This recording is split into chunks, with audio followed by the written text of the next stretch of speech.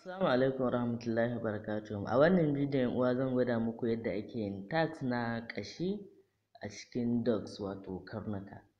Dama na faɗa muku kai ko mutum ɗaya yake buƙatar abu in dai ina da damar yin shi wannan abu to zan yi shi tabbas.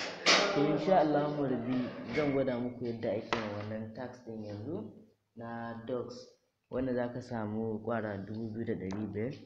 Hanya mai sauƙi ce. Masu bibiya ta a cikin group gashi nan na samu ku iya ƙashin wanda za ku copy domin mu je mu gwada muku yadda za ku yi amfani da shi.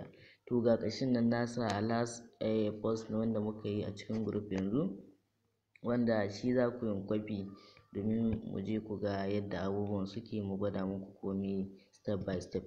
To yanzu za ka copy wannan ƙashin, idan kuma a Facebook to sai ku yi magana in turo muku wannan emoji na ƙashin. To bayan ka yi copying ɗin shi sai ka je cikin Telegram.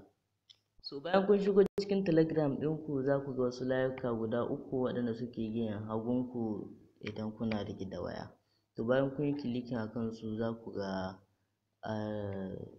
me yake da suna inda aka sa muku profile ko kuma setting, to sai ku shiga ɗaya daga ciki. Ni kuma zan sa my profile, to zan yi clicking akan shi. Ko setting ka shiga ko kuma profile, ko wani ne ka shiga zai gwada muku yadda abin da ake buƙata ku sani. Bayan ka shiga za ka ga wata alamar biro ta rubutu, to sai ka yi clicking akan ta saman kan sunan account ɗinka. Bayan ka yi clicking na wurin nan, to za ka ga your name wanda ka sa na Telegram name ɗinka. To bayan ka sa a nan za ka ga wurin add name ɗin nan da za ka ƙarawa. To wannan ƙashin da ka kwafo to sai ka matse wannan wurin inda ka ga alamar rubutu tana showing. To bayan ka matse zai nuno maka pasting, to za ka yi pasting na wannan ƙashin.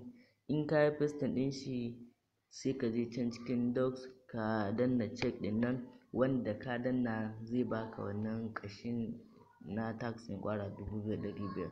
Wannan shine yadda ake yin wannan tax na ƙashi. Allah ya sa mu dace.